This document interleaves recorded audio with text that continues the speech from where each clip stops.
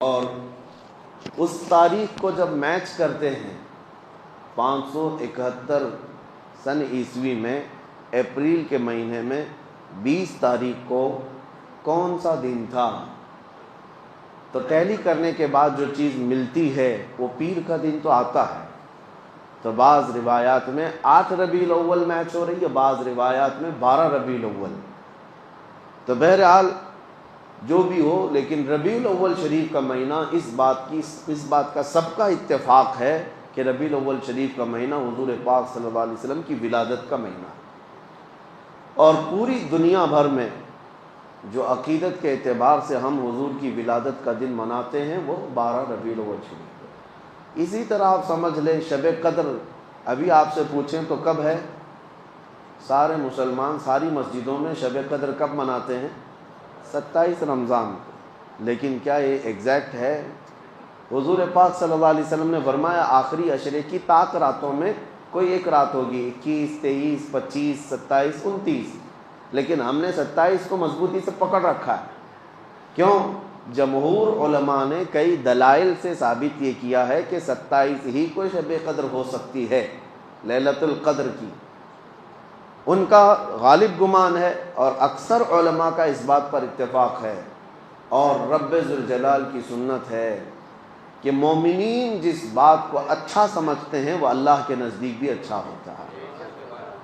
کثرت سے ایمان والے جس بات کو اچھا سمجھتے ہیں وہ اللہ کے نزدیک بھی اچھا ہوتا ہے۔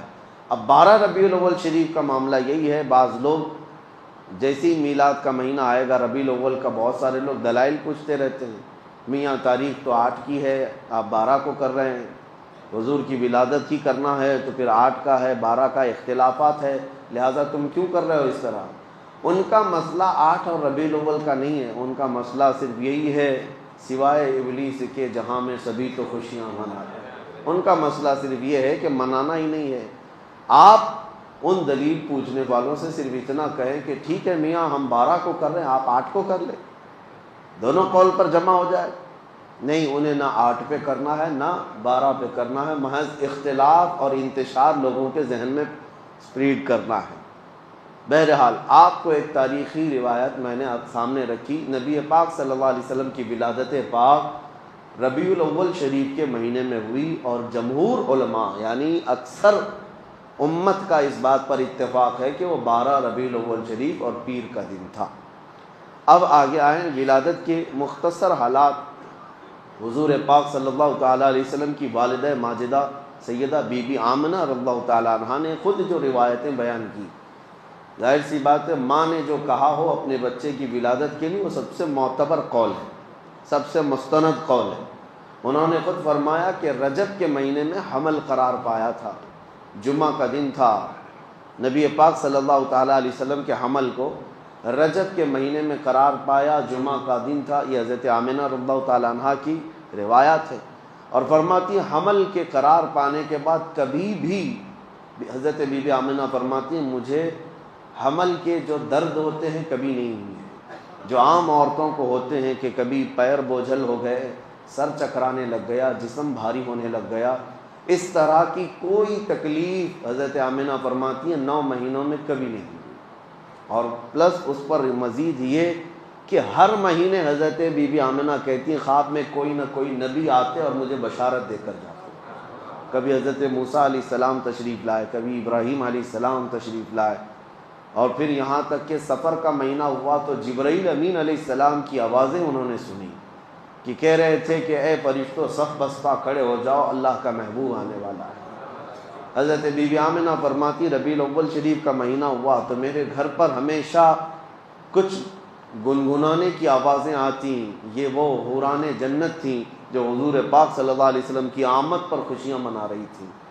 اور پھر حضرت بی بی آمنہ رضی اللہ تعالیٰ عنہ فرماتی ہیں ولادت کا دن تھا، یعنی 12 ربیع الاول شریف، اس سے ایک دن پہلے وہ کہتی ہیں اچانک میری پیشانی میں ایک درد سا ہوا، یعنی ایک جھٹکا سا ہوا، اور پھر ایک نور ظاہر ہوا، ایک روشنی نکلی، اور وہ روشنی اتنی تیز آگے بڑھتی گئی۔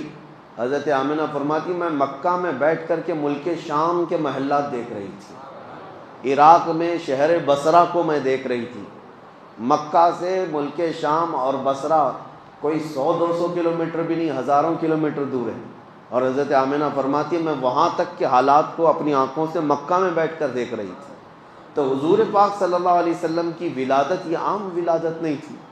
اور پھر فرماتی ہیں کہ جب رات کا وقت گزرا اور صبح صادق سے پہلے میرے گھر میں 3 عورتیں آئیں اچانک۔ میں گھبرائی کہ مکہ کا محلہ اس وقت سنسان تھا، میرے گھر میں 3 عورتیں آئیں۔ میں نے ان سے پوچھا کہ آپ کون ہو؟ تو ان میں سے ایک خاتون نے کہا میں بی بی آسیہ ہوں، اور ایک نے کہا میں بی بی مریم ہوں، اور ایک نے کہا میں حوا ہوں۔ یہ 3 مقدس مائیں پوری کائنات کی جو سب سے زیادہ پاکیزہ خواتین میں شمار کی جاتی ہیں، اور وہ بشارت دیتی ہوئی آئیں کہ ہم تمہارے بیٹے کی دایا بن کر کے آئیں۔ پھر نبی پاک صلی اللہ تعالیٰ علیہ وسلم کی ولادت پاک ہوئی۔ حضرت بی بی آمنہ فرماتی ہیں اچانک کمرے میں ایک تیز روشنی بجلی جیسی چمکی، اور پھر حضور پاک صلی اللہ تعالیٰ علیہ وسلم ظاہر ہوئے، اور اس حالت میں ظاہر ہوئے کہ غسل دیے ہوئے تھے۔ کوئی دنیا میں بچہ اس طرح نہیں آتا، لیکن حضور پاک صلی اللہ علیہ وسلم غسل دیے ہوئے تھے، اور کسی نے حضور پاک کے جسم کو نہیں دیکھا۔ حضرت بی بی آمنہ فرماتی ہیں وہ سجدے کے عالم میں تھے، اور تیز خوشبو پورے کمرے میں مہک رہی تھی۔ اور اس کے بعد حضرت بی بی آمنہ فرماتی ہیں میں نے اپنے بیٹے کے چہرے پر نظر ڈالی تو دیکھا سرما بھی لگایا ہوا ہے اور عطر میں بھی معطر ہے، اور اچانک پھر 3 لوگ میرے گھر کے اندر داخل ہوئے۔ آتے ہی میں ان کو نہیں پہچانتی تھی، وہ 3 اللہ کے فرشتے تھے۔ انہوں نے حضور پاک صلی اللہ علیہ وسلم کو اٹھایا، اور ایک بہت بڑی تشت، ایک بہت بڑی تھال وہ اپنے ساتھ لائے تھے۔ اس تشت پر، اس تھال پر حضور پاک صلی اللہ علیہ وسلم کو رکھا۔ ریشم کے کپڑے سے حضور پاک صلی اللہ تعالیٰ علیہ وسلم کو ملبوس کی، یعنی ایک نرم ملائم کپڑے سے حضور پاک صلی اللہ تعالیٰ علیہ وسلم کو ملبوس کیا، اور پھر جو ان کے ہاتھ میں تشت تھا اس سے نبی پاک صلی اللہ تعالیٰ علیہ وسلم پر انہوں نے پانی بہایا۔ پھر اچانک وہ غائب ہو گئے کمرے کے اندر۔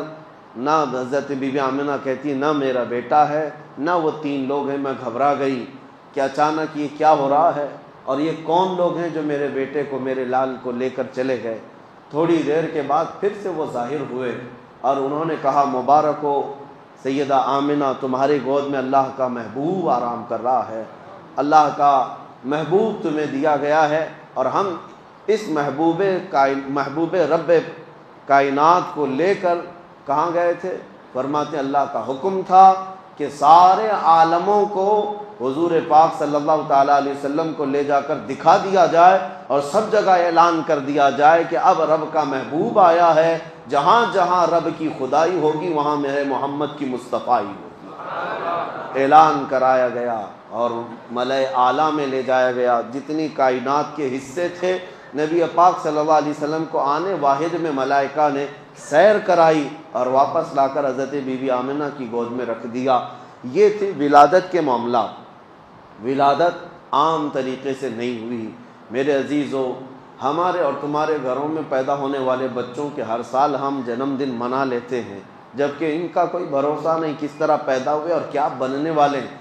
لیکن اس کائنات کے عظیم آقا محمد رسول اللہ صلی اللہ علیہ وسلم، جن کا دنیا میں آنا بھی سب سے نرالا اور جن کا پیدا ہونا بھی سب سے پاکیزہ، ان کی حیات اعلیٰ، ان کی ممات اعلیٰ، ان کی زندگی اعلیٰ، ان کی وفات بھی اعلیٰ، نبی پاک صلی اللہ تعالیٰ علیہ وسلم کا آنا سب سے انوکھا اور سب سے نرالا تھا۔ اس لیے پوری کائنات کو چاہیے کہ وہ یادیں ہمیشہ قائم رکھیں، وہ یادیں ہمیشہ قائم رکھیں۔ یہ حضور صلی اللہ علیہ وسلم کی سیرت کا باب ہے، بچوں کو بھی یہ ٹرانسفر کرنا ضروری ہے، یہ نقل کرنا ضروری ہے کہ حضور پاک صلی اللہ علیہ وسلم کس طرح پیدا ہوئے تھے۔ ادھر ادھر کی کہانیاں سنانے سے بہتر ہے کہ میرے مصطفیٰ کی سیرت بچوں میں منتقل کی جائے۔ اللہ کریم نبی پاک صلی اللہ تعالیٰ علیہ وسلم کی سیرت پاک کے سچے گوشوں پر ہمیں عمل کی توفیق نصیب فرمائے، اور ہمارے سینوں کو رب تعالیٰ حضور کی سیرت سے جگمگائے اور روشن و تابناک فرمائے۔ وآخر دعوانا الحمد للہ رب العالمین۔ السلام علیکم۔